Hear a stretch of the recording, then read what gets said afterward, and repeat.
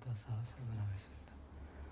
나모 타사 භගවतो 아라하토 삼마 삼부타사 나모 타사 භගවतो 아라하토 삼마 삼부타사 나모 타사 භගවतो 아라하토 삼마 삼부타사.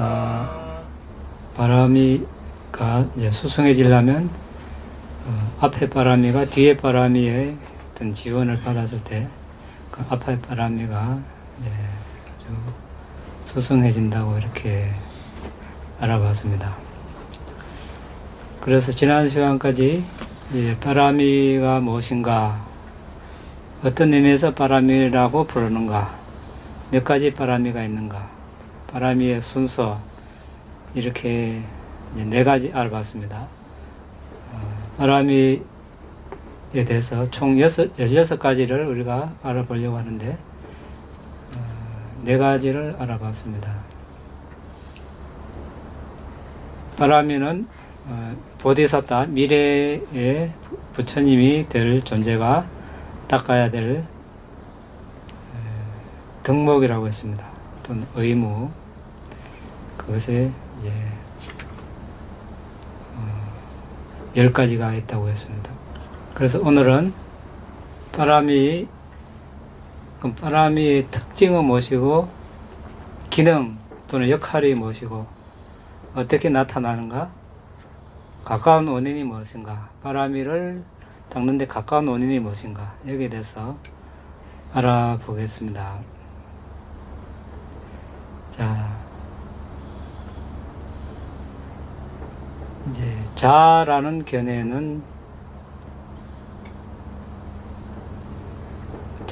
견해가 있는데, 여기서 우리가 벗어나려면 정신물질의 궁극적 실질을 파악해야만 가능하다고 이렇게 되어 있습니다. 자, 이것이 무슨 말입니까? 자, 우리는 우리 몸 이렇게 이야기합니다. 우리 몸, 누구 가족, 형제, 자매, 부모, 자식, 또 남자, 여자. 그런데 궁극적 실제 차원에서는 뭡니까? 예, 그냥 궁극적 물질 정신이죠. 왜 그렇습니까? 우리가 몸을 4대 분석을 하면 몸이 이렇게 빛으로 변하고, 빛을도 꿰뚫어 보면 빛이 작은 입자로, 빛덩어리가 작은 입자로 보이고, 그 작은 입자를 또 조사하면 지수, 화풍, 색깔, 냄새, 맛, 영양소, 이런 궁극적 물질들이 보입니다. 자, 이렇게 했을 때 사람이고 동물이고 천실이고 건물이고 차고 다 그렇게 보인다는 겁니다. 이것을 봤을 때 궁극적 물질을 봤다고 합니다. 그때 내 몸이라는 자아라는 그런 견해가 벗어난다는 뜻이 되겠습니다.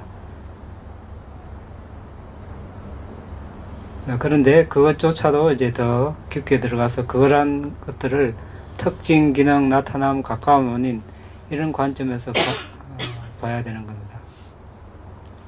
자, 어떻게? 자, 특징은 두 가지 측면이 있는데, 일반적인 특징과 또 하나,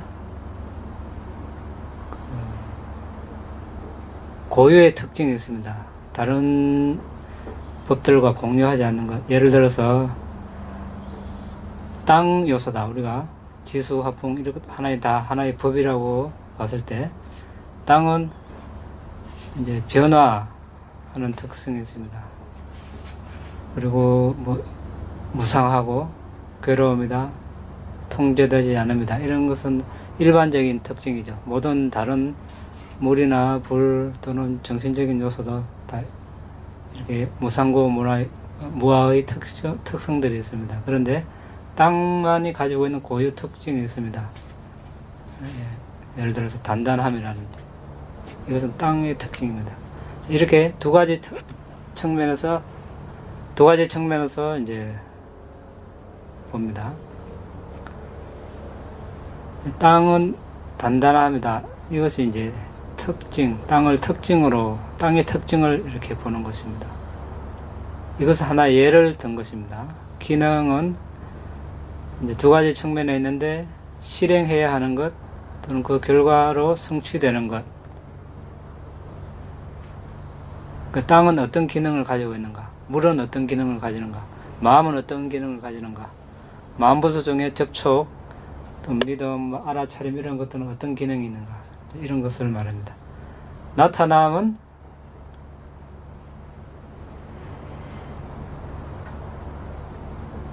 사람이 어떤 마음의 대상을 깊이 숙고할 때마다 숙고하는 그 마음에 대개 나타나는 것은 숙고하는 마음 대상의 본질과 관련이 있고, 그것의 기능과 관련이 있고, 그것의 원인과 관련이 있고, 그것의 결과와 관련이 있습니다. 이렇게 그가 숙고하는 마음의 대상과 관련되어 그의 마음에 나타나는 그들 중에 하나를 나타남이라고 합니다. 그런 법들이 어떻게 나타나는가? 그걸 말 그대로 나타나는 것을 말합니다. 나중에 우리가 예를 들어보면 알 수 있을 것입니다. 가까운 원인은 그런 궁극적 실제가 즉각적으로 일어나도록 이바지하는 요소라고 합니다. 자, 이런 것들은 우리가 빠라미의 특징, 기능, 나타남, 가까운 원인을 각각 예를 들어보면 알 수 있을 것입니다. 자, 빠라미, 10가지 빠라미 공통적으로 특징, 기능, 나타남, 가까운 원인을 한번 알아보고, 각각의 빠라미, 예를 들어서 보시지게 각각의 특징, 기능, 나타남, 가까운 원인은 무엇인가? 여기에 대해서 알아보겠습니다. 자, 그리고 이제 우리가 왜 이렇게 특징, 기능, 나타남, 가까운 원인으로 이렇게 보는가? 이것은 하나의 비파사나 수행 과정에 있습니다. 우리가 삼마타를 닦고 이제 물질을 분석하고 정신을 분석하고 연기 수행을 하고 나서 이렇게 이제 각 법들, 여기서 법은 넓게는 부처님 가르침을 법이라고 하지만 이제 좁게는 지수, 화풍이 하나의 각각을 법이라고 합니다. 그 물질 28가지, 마음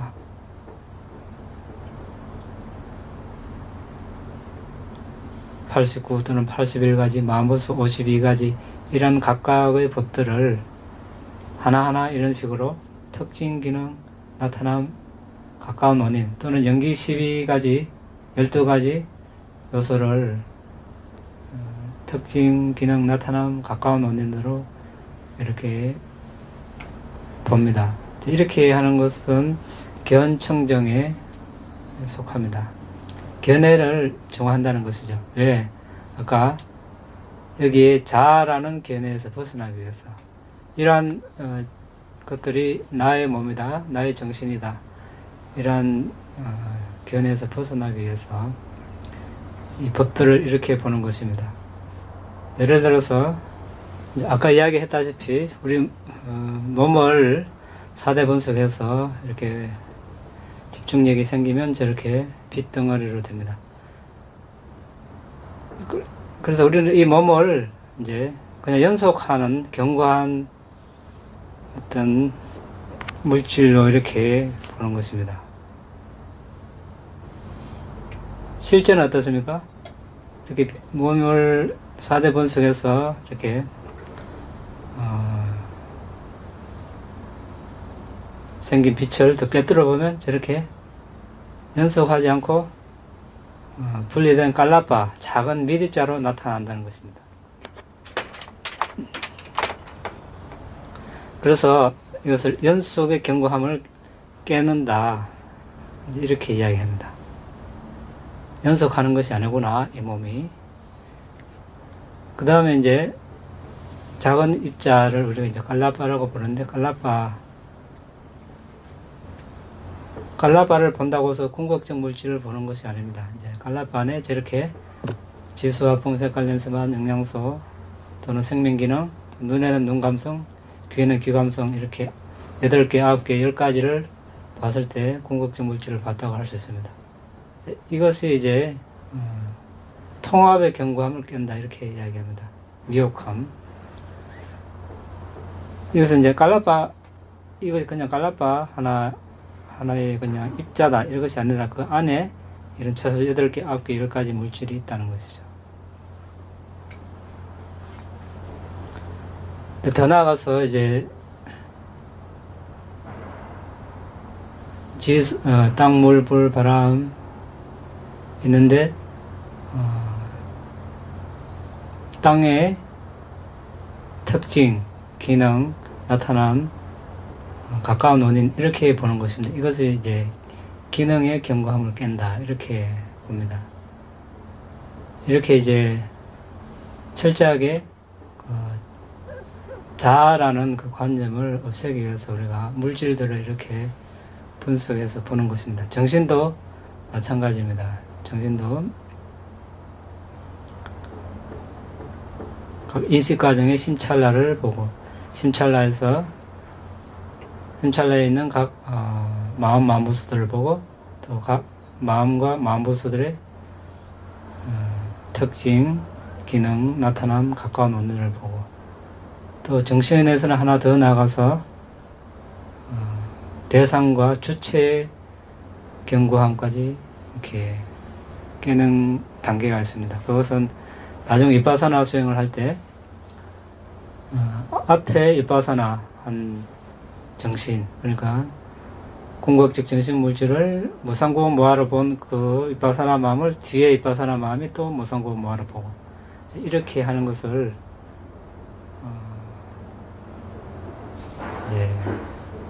주체의 견고함을 부순다, 이렇게 이제 이야기를 합니다. 그것은 우리가 위파사나 수행을 할 때 더 자세하게 하기로 하고,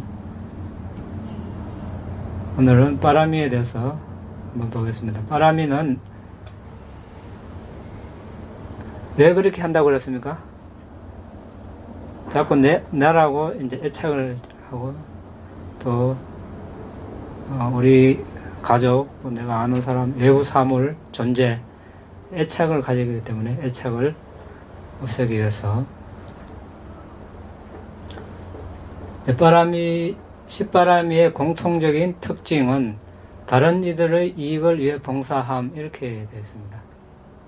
자, 빠라미 자체가 이 행을 하면 다른 이에게 이익을 가져다 주기 때문에 빠라미의 특징으로 이렇게 되어 있습니다. 자, 보시를 하면 다른 이들에게 이익이 됩니다. 계율을 지킴으로써 다른 이들의 생명을 보호해주고, 재산을 보호해주고, 가족을 보호해주고, 출리를 함으로써 정신적인 성냄, 악이 해칠리는 사유, 감각적 사유를 하지 않기 때문에 이익이 있습니다. 자, 이런 식으로 다른 이들의 이익을 위해 봉사하는 것이 빠라미의 특징입니다. 기능은 두 가지 있는데, 다른 이들에게 원적 도움을 주는 것, 이것은 이제 실행해야 될 기능이고, 성취해야 하는데 망설이지 않는 것이 성취하는 기능이다. 자, 보시를 하는데 망설이지 않고 하는 거죠. 보시를 할 때도 누가 보시를 하면 좋다, 좋은 공덕이다, 이렇게 해서 보시하는 거하고, 보시할 기회가 있을 때 즉각적으로, 자발적으로 보시하는 거 좀 다르죠, 수준이. 또 받는 과보도, 수송함의 정도도 다를 것입니다. 계열도 마찬가지입니다. 생명을 죽이면 안 된다, 살생을 하면 안 된다, 사냥을 그만해라 몇 번 이렇게 부추김을 받아서 그만하는 사람이 있고, 살생하지 마라 한마디 하면 안 하는 사람이 있고, 그 말도 듣기 전에 살생하는 것은 위험하다, 아예 안 하는 사람마다 다르겠죠. 그리고 이건 이제 망설이지 않고 계율을 그러니까 이제 우리가 자극을 받았다 또는 자발적으로 한다 이렇게 이제 나눠서 보는 것이 있습니다. 나중에 정신 수행을 할 때 그렇게 합니다. 출리도 마찬가지죠. 출가해라 해서 하는 사람, 그 말도 듣기 전에 출가하는 사람, 또는 정신적으로 감각적 사유를 하지 않고 악의를 품지 않고 해치려는 사유를 하지 않고 하지 마라 해서 하는 사람, 하지 말라 해도 하는 사람, 이것이 이제 차이가 있는 것입니다. 망설이지 않고 하는 것. 보디사tta들은 대체로 보시도 망설이지 않고 계율도 모든 것을 망설이지 않고 바로바로 합니다. 그 다음에 나타남은 존재들의 복지와 이익을 추구하는 것이 지속적인 현상으로 나타난다. 그러니까 끊임없이 존재들의 행복과 이익을 위해서 일을 하기 때문에 이렇게 나타나는 것이 되겠죠. 또 보디사tta의 마음에 이것이 붓다가 되도록 하는 유용한 수단이다. 이런 이제 마음이 지속적으로 일어나는 것입니다. 그러니까 보디사tta가 됐겠죠. 그리고 결국은 어떻습니까? 붓다가 됨, 부처님이 됨으로 나타나는 것입니다. 바라미를 완성했을 때 부처님이 이제 출현하는 것입니다. 가까운 원인은 빠라미를 닦는데 가까운 원인은 대연민과 방편선교지 이렇게 되어 있습니다. 큰 연민이 있어야 하겠죠. 그렇지 않으면 이런 마음이 일어나지 않을 것입니다. 연민심이 없다면 다른 존재들을 고통에서 이렇게 벗어나도록 도와줘야 되겠다. 그런 마음 자체가 일어나지 않을 것입니다. 방편선교는 이런 바라미를 닦는데 아주 훌륭한 기술 또는 뭐 기교랄까 그런 것이 되겠습니다.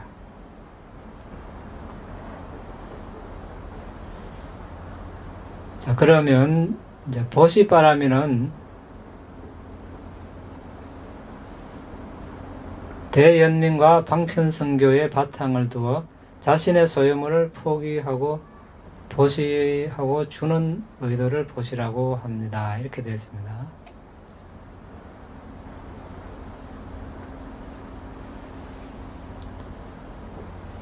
이제 보시를 하려면 가진 것을 포기를 해야 됩니다. 그래야 줄 수 있습니다. 그것이 특징입니다. 보시바람의 특징입니다. 그러니까 그러면 그 기능은 보시할 물질에 대하여 집착하는 탐욕을 부수음 이렇게 되어 있습니다. 자, 우리는 이제 자신이 가진 물질에 대체로 애착을 가집니다. 옷, 차, 집, 뭐 다른 여러 가지 물건들 애착을 가지죠. 이제 근데 남에게 줌으로써 애착, 탐욕을 부수는 그런 기능을 합니다.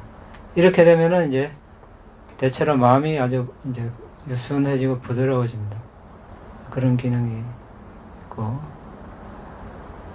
그러면 나타남은 수행자의 마음에 애착하는 마음이 없어짐.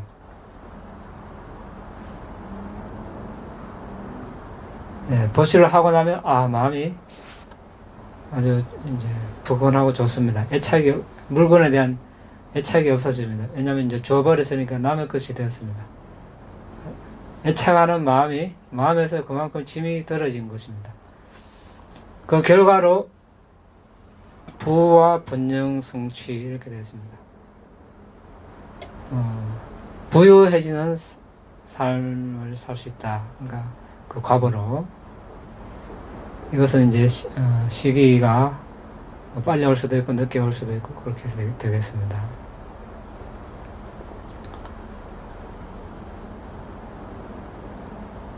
그리고 또 선체에 나는 것으로 나타납니다. 인간계나 천상에 나타나는 것. 보시하지 않고 인색하면 어떻습니까? 악역에 나타나는 것.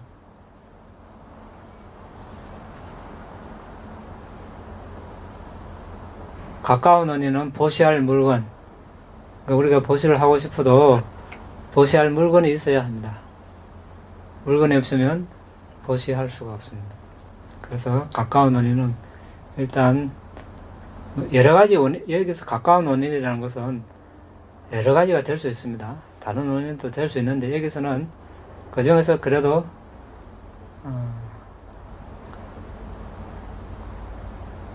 가장 근접한 가장 어떤 두드러진 그런 원인을 제시해 놓은 것입니다. 다른 법에서도 마찬가지입니다. 계율이나 다른 정신, 마음 부수 중에서도 가까운 원인이라고 했을 때 여러 가지가 될 수 있지만 하나의 대표를 뽑아 놓은 것입니다. 2번 계율바람이. 자, 대연민과 방편성교의 바탕을 둔 선한 신체적 언어적 행위를 지게바람이라고 합니다. 여기서는 이제 저질러서는 안 되는 잘못된 행위를 절제함과 실행해야 할 의무를 행한다, 이런 뜻이 되겠습니다. 자, 계율은 우리가 주로 신체적인 행위와 언어적 행위를 다룹니다. 살생하지 않고 주지 않는 것을 가지지 않고 잘못된 성행위를 하지 않고, 이런 것은 신체적 행위를 정화하는 것이고, 거짓말하지 않는 것은 언어적 행위를 정화하는 것입니다. 술, 마약 먹지 않는 것은 넓게는 신체적 행위에 들지만 앞에 네 가지 계를 어기게 하는 원인 제공을 한다고 이렇게 되어 있습니다. 자, 그래서 특징은 신체적 언어적 행위가 잘못되는 것을 허락하지 않고 선한 쪽으로 유지하도록 한다. 모든 선행의 토대로서 이바지한다. 자, 계율을 배웠으면 계율을 지켰을 때 어떤 이익이 있고 계율을 어겼을 때 어떤 해로움이 있는가, 우리가 또 업과 업의 결과에 대한 법칙을 배웠을 때, 알았을 때 이제 살생을 하지 않겠죠. 살생을 허락하지 않고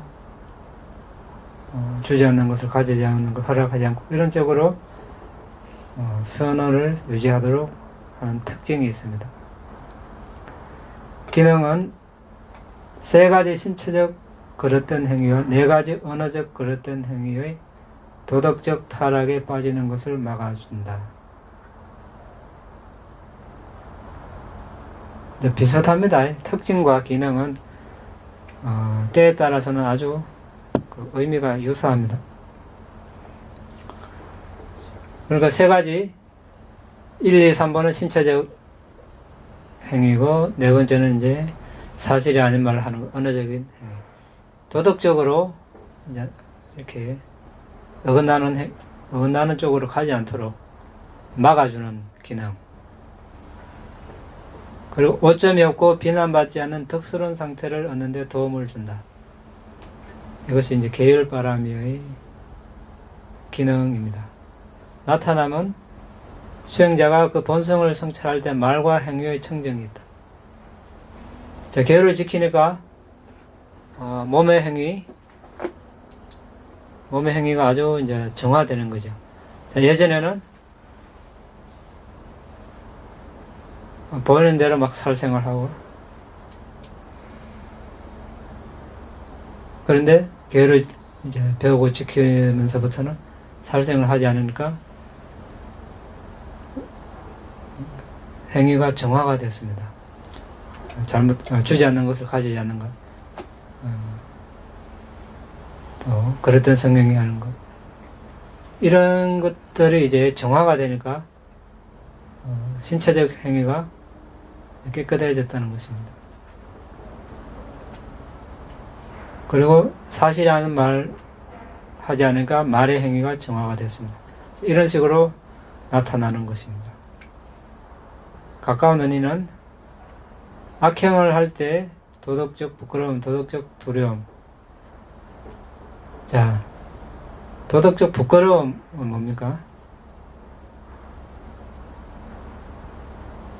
이것은 우리가 해로운 행위를 할 때 자신을 존중하지 않을 때, 양심이 없다 그러죠. 다른 사람은 모르지만 자신은 알고 있죠. 그래서 그릇된 행위를 합니다. 그럼 자신을 존중하지 않는 상태에서 그릇된 행위를 할 때 우리가 부끄러움, 도덕적으로 부끄러움이 없다. 이렇게 이제 빨리를 아히리까 이렇게 그 도덕적으로 두려움이 없다. 이것은 이 행위를 했을 때 이제 드러나는 것입니다. 아, 누구누구 집안의 자식이 저런 그릇된 행위를 했다. 이름으로써 부모님이 비난받습니다. 또 뭐 예를 들어서 한 나라의 왕자가 그릇된 행위를 했다. 그럼 왕이 비난을 받습니다. 어떤 스승의 제자가 그릇된 행위를 했습니다. 그 스승이 비난받습니다. 이것은 이제 타인을 존중해서 그릇된 행위를 하지 않는 것. 도덕적 두려움이라고 합니다. 이것은 아노타파 발레로. 이것이 이제 가까운 원인이 됩니다. 자신을 존중하고 타인을 존중했을 때 그릇된 행위를 하지 않은 것. 이런 부끄러움, 두려움이 있을 때 이제 계를 어기지 않게 된다는 것입니다. 계를 어긴다는 것은 이런 부끄러움, 두려움이 없다는 말과 일맥상통하게 되겠죠. 이렇게 이제 우리가 계를 지키면 큰 이익이 있습니다. 어떤 이익이? 이제 부를 성취할 수 있습니다. 그리고 평판이 좋습니다. 그리고 어떤 열등감도 없이 어떤 누구와 사회의 계층 누구와 만나도 떳떳하게 이제 이야기를 할 수 있고 죽어서 천상에 나고 또 죽을 때 매하게 아둔하게 정신없이 죽지 않습니다.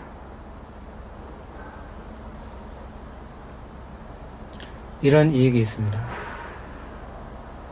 그 다음에 출리바람이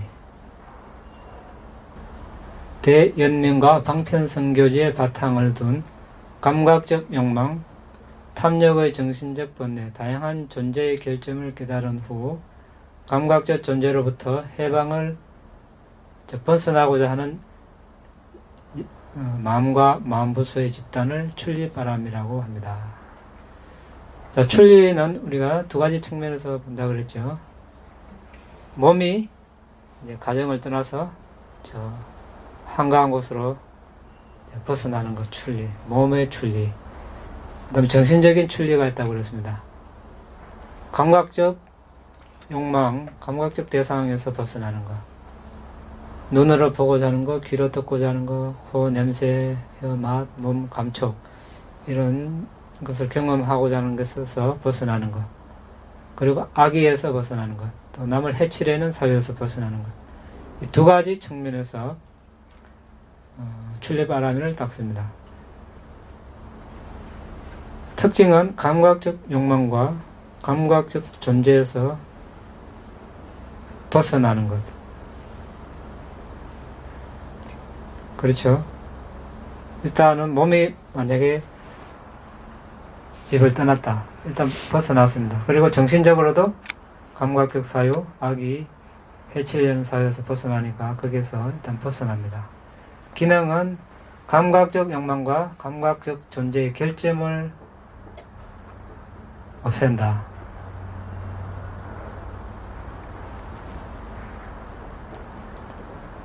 그러니까 감각적 욕망을 일으키면 거기에 계속 끄달리고 그것을 가지려고 또 가지려는 과정에서 여러 가지 불순업을 짓고 이것이 결점입니다.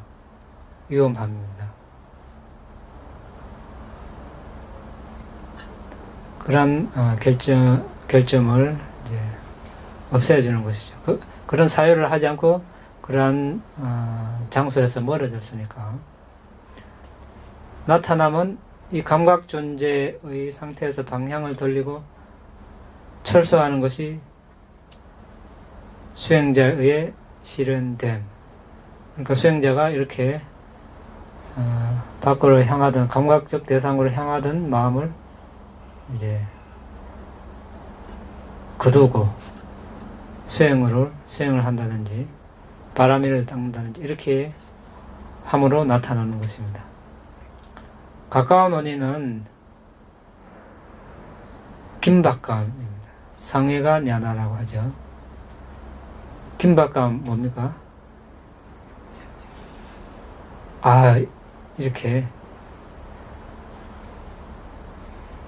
감각적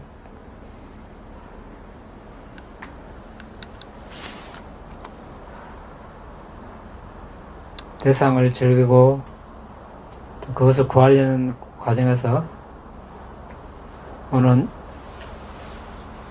짓게 되는 여러 가지 위험함, 이런 것을 보면서 거기서 오는 해로운 과보를 받아야 한다는 것을 숙고했을 때 그 위험함을 보는 것이죠. 그래서 이렇게 해서 안 되겠다는 긴박감을 일으키는 것입니다. 이것은 나중에 정진바람이 더 나타나니까 그것도 같이 보기로 하겠습니다.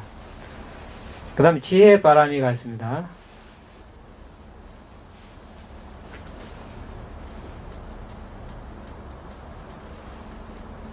지혜는 이제 법의 본성을 꿰뚫는다 이렇게 되어 있습니다.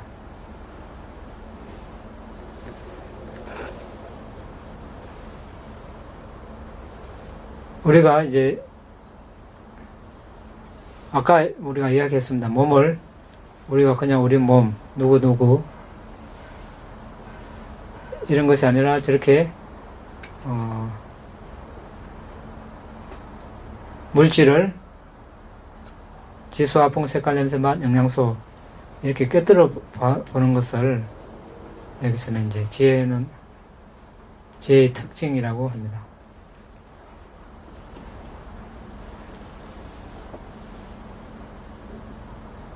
법을 있는 그대로 알고 보는 것이죠.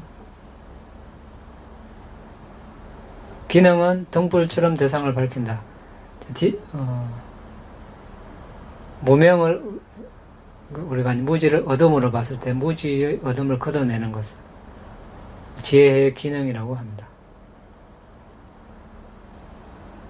자, 우리의 자신의 몸, 이렇게 또는 영혼, 나의 아는 사람, 또 나의 집, 차, 옷, 이러한 것들을 그렇게 이제 애착을 해왔는데, 그런 것들을 궁극적인 정신물질로 봄으로써 그것들이 무상고 무하다라는 거 알므로써 지혜를 밝힙니다. 그럼으로써 그런 애착이 걷어지는 것이죠. 그래서 등불처럼 대상을 밝힌다. 이렇게 이야기합니다. 자, 나타남은 우리가 처음 이제 깊은 산에 들어가면 길을 몰라서 이렇게 헤매기 쉽습니다. 그런데 그 산에 오랫동안 산 사람이 있으면 그 사람만 따라가면 길을 잃지 않습니다. 그래서 지혜는 숲속 안내자처럼 이렇게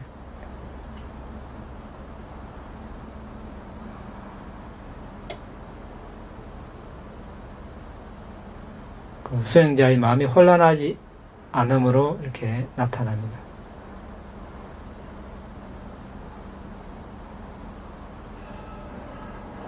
가까운 원인은 뭡니까? 지혜를 닦기 위해서는 무엇이 필요합니까?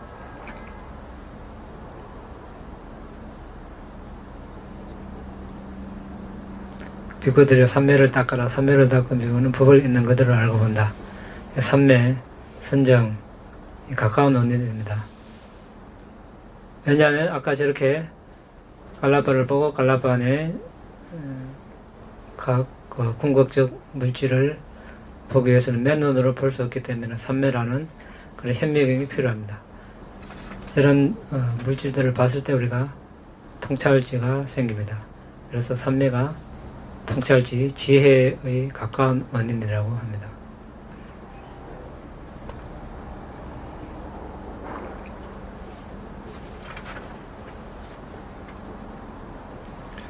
그 다음에 정진바람이 있습니다.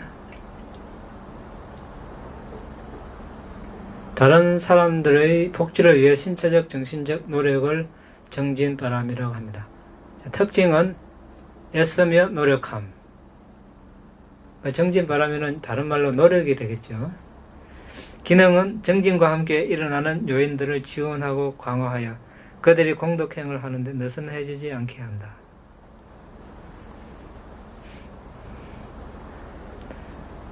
게을러지는 것을 허락하지 않고 다잡아서 계속 노력하도록 하는 그런 기능이 있습니다. 나타남은 공덕행의 해로운 게으름과 무기력함에 반대되는 확고부동함이 수행자의 마음에 나타난다. 자, 대부분은 이제 수행을 좀 하다가 힘들고 이제 지쳐서 하기 싫고 지루해지고 이렇게 일어납니다. 마음이. 그때 뭐가 필요합니까? 정진이 필요한 것이죠. 보디사타는 결코 지치지 않는 정진력으로 빠라미를 완성합니다. 그런데 일반 사람들은 중도에 많이 이렇게 포기를 하죠. 그래서 그 점에서 보디사타와 다른 것입니다.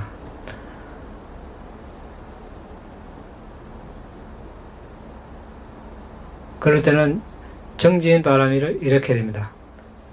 그 가까운 원인이 뭡니까? 아까 우리 종교적 긴박감 상해라고 했습니다. 정진 바람이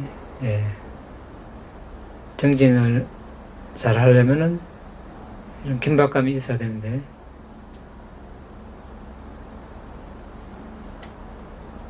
상해가 긴박감은 원인과 결과를 숙고함으로써 오는 종교적 긴박감으로서의 두려움인데 도덕적으로 덕이 있는 사람들이 느끼는 윤회에 대한 두려움, 악행에 대한 도덕적 두려움이 동반한 지혜입니다. 이것을 일으키는 데는 8가지가 있습니다. 태어남, 1번 태어남. 태어난다는 것은 뭡니까? 정신물질을 가졌다는 것입니다. 정신물질을 가졌다는 것은 물질을 가진 이상 질병에서 자유로울 수 없습니다. 물질을 가졌다는 자체가 병이 있다는 것을 증명합니다. 완벽하게 건강한 사람은 없습니다. 또 정신을 가졌다는 것, 태어났다는 자체, 번뇌를 가졌다는 것이죠. 번뇌를 가졌다는 것은 뭡니까? 해로운 생각, 내가 해로운 생각 하고 싶지 않다고 안 일어납니까? 일어납니다. 선한 생각만 계속 하고 싶다. 그것도 안 됩니다. 이게 아주 위험합니다. 그런데 아라한은 태어나지 않으니까 이러한 것들이 없습니다. 그래서 태어남으로 인해서 태어났다는 것은 과거의 원인으로 인해서 태어났고 또 현생에서 여러 가지 행위를 함으로써 미래의 또 원인을 짓게 되는 것입니다. 그래서 이 태어남을 상해가 대상으로 삼는 것입니다. 늙음. 지금은 젊고 청춘이고 아주 한창이지만 나이가 늙어서 나이가 들어서 늙음에 속박당할 때가 올 것입니다. 그때는 수행을 하고 싶어도 하지 못하고 이렇게 이제 숙고를 함으로써 지금 조금이라도 건강하고 젊을 때 수행을 하자 이렇게 정진을 불러일으킵니다. 병듦. 지금은 그래도 병이 없는 것은 아니지만 살만하고 크게 아픈 데 없고 또 먹고 소화하는데 별 문제가 없다. 그런데 병들면은 부처님의 가르침을 수행하기가 어렵다. 또 한적한 곳에서 살기도 쉽지 않다. 이렇게 숙고를 함으로써 정진을 불러일으킵니다. 죽음. 자, 죽는 것은 확실한데 언제 죽을지, 어디서 죽을지, 또 어떤 상태로 무주몽매하게 정신없이 죽을지, 정신이 또렷하게 죽을지 알 수가 없다.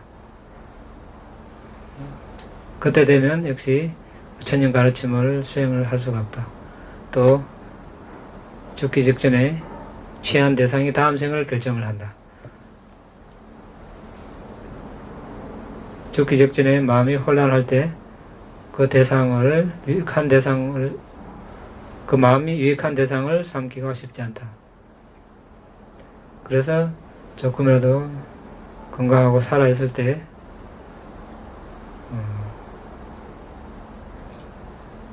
선업을 닦아야 된다. 보시지게 수행에 선업을 지어야 된다. 이렇게 정진을 일으킵니다. 그 다음에 사학도에 태어나는 괴로움. 자, 이 생에는 그런 대로 부족함 없이 잘 살고 어려움 없이 살았다 하지만 다음 생은 장담할 수 없다. 우리는 오랜 윤회를 통해서 선업도 지었고 악업도 지었기 때문에 악업의 무르익었을 때는 사학도에 태어날 수도 있다. 지옥에 나면 행복이라고는 경험할 수 없고 한순간 또 휴식 없이 고통만 있고, 동물로 태어나면 약육강식 세계에서 살생을 하면서 계속 해로운 집을 많이 짓고 해로운 업을 많이 짓고 선업지을 기회를 갖지 못한다. 악역에서는 배고픔과 목마름에 시달리고, 또 아수라에서는 악유와 비슷한 수준의 고통받는 저급한 정령들의 세계다. 이렇게 사학도의 괴로움에 대해서 숙고를 합니다. 그래서 정진을 불러일으킵니다. 윤회에 기인한 과거생에 천신이었던 왕이었던 거지였던 농부였던 정치가였던 역시 그것은 현생의 정신물질 원인을 따릅니다. 그로 인해서 현생의 결과가 생겼다. 이런 식으로 이제 과거를 숙고하고, 또 현생이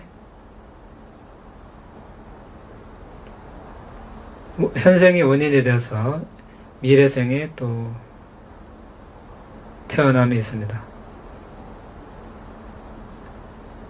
그래서 태어났을 때 또 태어난 이상 괴로움에서 벗어날 수 없다. 이렇게 또 숙고를 하면서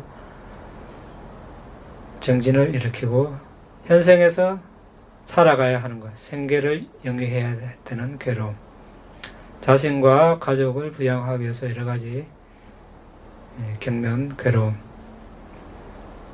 여러 가지 또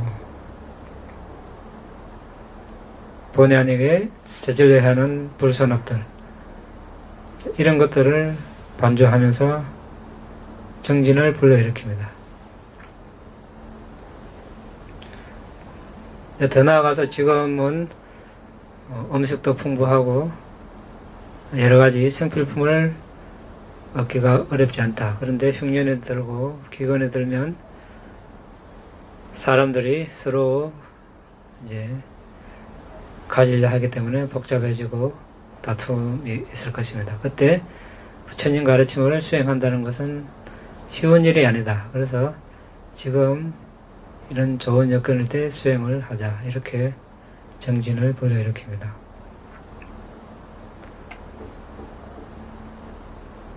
지금은 그래도 싸움이 없고 우호적이고 이렇게 전쟁도 없지만 전쟁이 나면 이제 혼란이 생기고 수행할 그런 시간적 여유 또는 장소도 구하기 힘들 것입니다.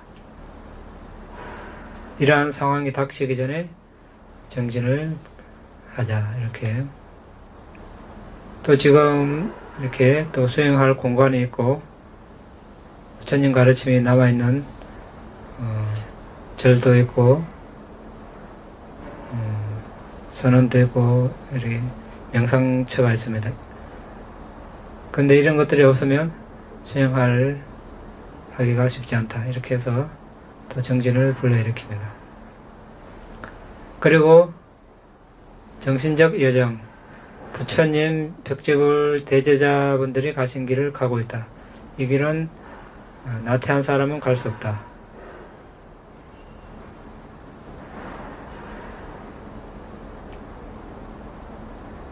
그리고 스승의 위대함 숙고, 용맹정진은 나의 스승에 의해 칭송을 받고 그는 그의 훈계 안에서 비견할 바 없고 우리에게 큰 도움이 된다. 그는 그가 수행하는 법에 존중받지 다른 것에 의해서가 아니다.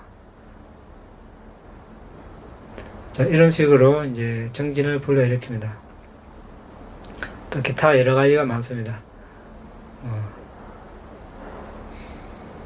여행을 가게 됐다. 여행을 가면은 부처님 가르침을 수행하기 쉽지 않다. 여행에 가기 전에 먼저 수행을 해야지. 이런 식으로 예를 들자면 어떤 일을 하기 전에 이제 수행을 우선순위에 두는 것. 아까 이야기했다시피 조금이라도 건강할 때, 아프기 전에, 아니면 병이 조금은 생기기 시작할 때, 더 병이 도지면 수행을 완전히 할 수 없다. 조금이라도 덜 아플 때 수행을 하자. 이런 식으로. 탁발해서 음식이 충분하지 않으면, 조금 얻었으니까, 배부르지 않고 게으름에서 벗어나서 수행을, 몸을 가볍게 해서 수행을 할 수 있다. 충분히 얻었으니까 힘이 나서 수행을 잘해야 되겠다. 이런 식으로 이제 출가자들이 반조한다고 되어 있습니다. 자, 이렇게 이제 하는 것은 쉽지 않기 때문에 그렇습니다. 우리는 몸에 이제 끄달리다 보면 수행을 하고 싶어도 여러 가지 일 때문에 또 뭐 병이 나서 또 피곤해서 이제 이래 하다 보면 하나도 아예 뭐 수행할 시간도 못 내겠죠. 그런 차원에서 이제 우리가 우선순위를 수행에 둬서 더 어려운 상황이 오기 전에 수행을 이제 하자는 그런 긴박감을 불러일으켜서 수행을 하자라는 그런 취지로 이렇게 설명이 되어 있습니다. 오늘은 여기까지 하겠습니다. 더 있는데 나머지는 다음 시간에 하도록 하겠습니다. 질문 있으면 하시기 바랍니다. 갈라파 9개 중에 저 생명 기능 그게 이해가 잘 안 가는데 하나 생명 기능. 생명 기능은 두 가지 있습니다. 정신적 생명 기능, 물질적 생명 기능. 그러니까 이것은 우리가 생명 기능은 업에서 생긴 물질입니다. 그러니까 살아있는 생명체만 있다는 거죠. 무생명체도 깔라바로 보이지만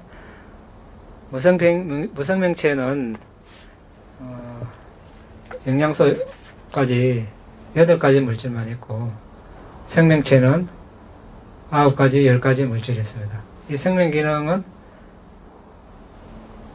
예를 들어서 깔라바 안에 9가지 물질이 있던 10가지 물질이 있던 이 생명 기능이 다른 그러니까 지수, 화풍색, 관련해서 맛, 영양소, 눈 감성 아니면 귀 감성, 코 감성, 뭐 심장 물질 이런 것들을 살아있게 해주는 겁니다.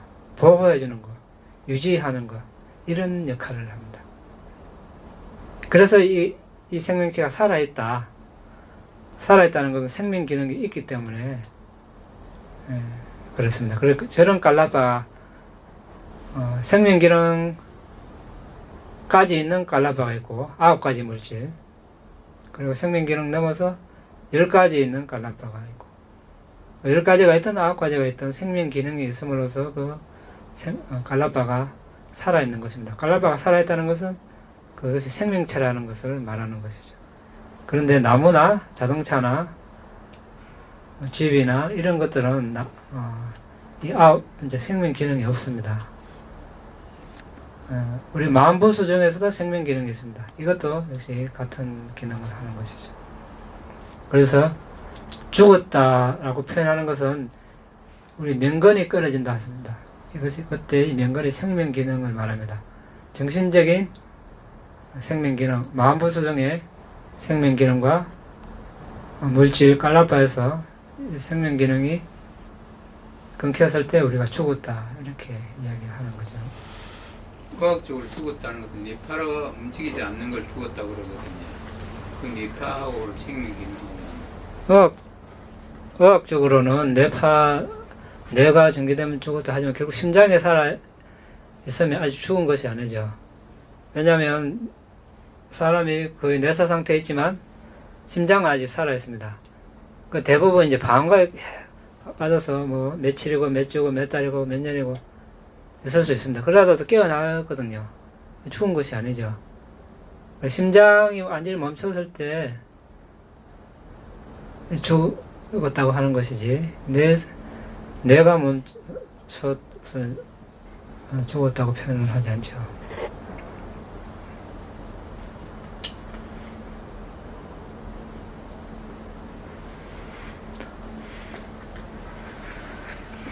생명 기능 물질이 엽에서 만들어진 물질이라고 하십니까? 네. 그 정신적 생명 기능 물질과 물질적 생명 기능 물질 두 가지 다 엽에서 만들어진 물질입니까? 여기서 엽에서 물질은 정신적 기능은 물질이 아니죠. 정신이라고 이미 말했잖아요. 그러니까 이제 생명 기능, 물질적인 생명 기능은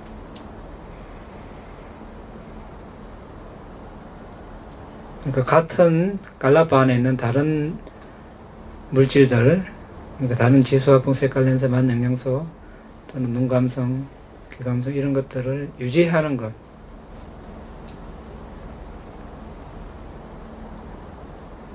그리고 이제 물질은 이제 물질이든 정신이든 일어나고 머물고 사라지는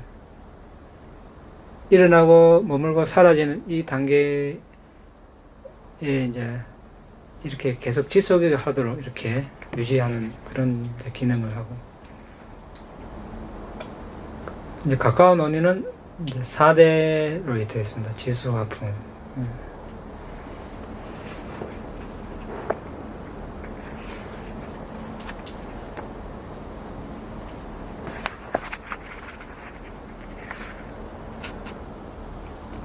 정신적인 생명 기능도 이제 다른 마음보수들을 유지하는 그런 특징이 있고, 다른 마음보수들이 일어나도록 하는 것.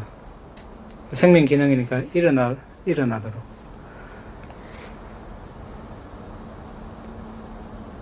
그 이제 존재의 확립으로 나타난다 이렇게 되어 있습니다. 그러니까 존재의 확립, 이렇게 살아있는, 존재라는 것은 살아있는 거죠. 살아있는 그런 모습으로 나타나는 거죠.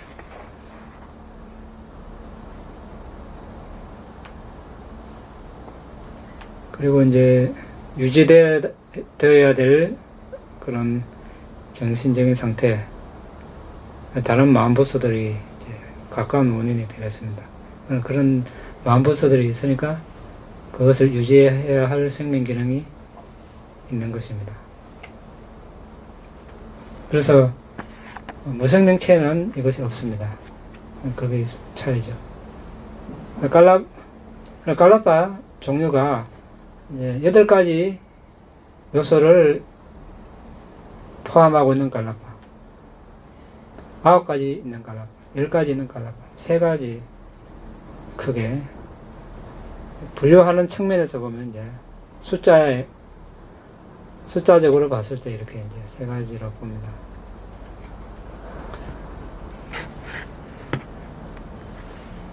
이것은 우리가 한 끼, 뭐 2끼 또는 하루 안 먹었을 때 위장이 어떻습니까? 위장이 어때? 위장이 아주 달아오르죠. 위장이 뜨거워집니다. 왜냐하면 이제 음식을 기다린다는 거죠. 그 소화액인데 위장벽에 달라붙어 있는 거죠. 우리 이제 수행 용어로 소화열이라고 하죠.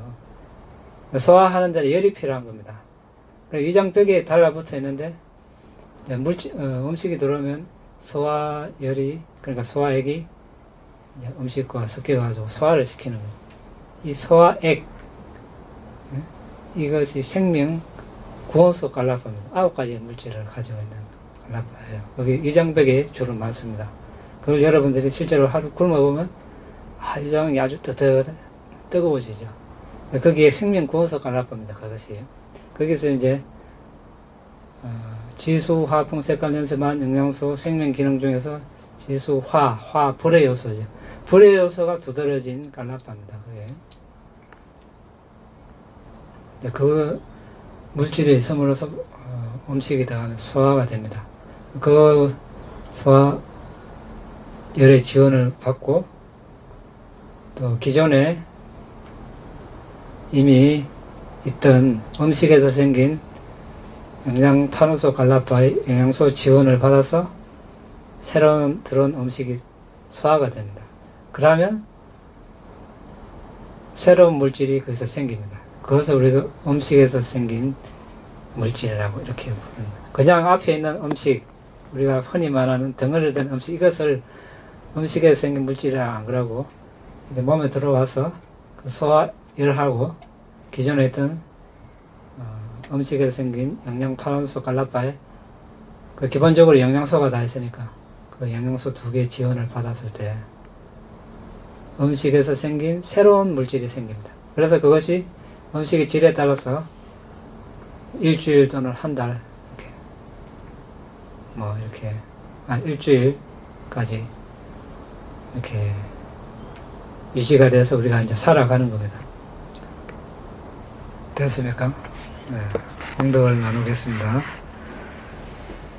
다음에 분양 아사와카야 아항호투 이다음에 분양 니바나사 아쩌요호투 마마 분야바강 사바사타낭 바제미 대사베 메사망 분야바강 라반도 나의 이 공덕으로 번뇌를 소멸할 수 있기를 나의 이 공덕으로 니빠나를 성취할 수 있기를